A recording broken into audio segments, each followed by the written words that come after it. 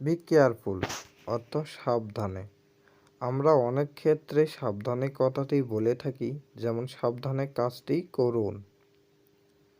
Keep it অর্থ ওঠা রাখো। টেক ইট অর্থ এটা নিন।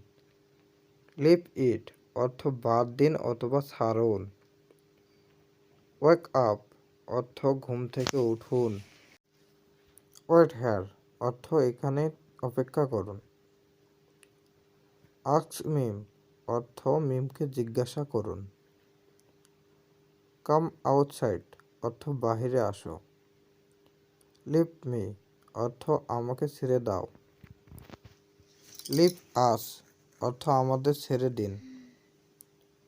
কাম ব্যাক অর্থ ফিরে আসুন।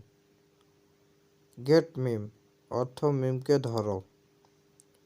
গ্রাব মিম অর্থ মিমকে ধরুন। শো মি অর্থ আমাকে দেখান।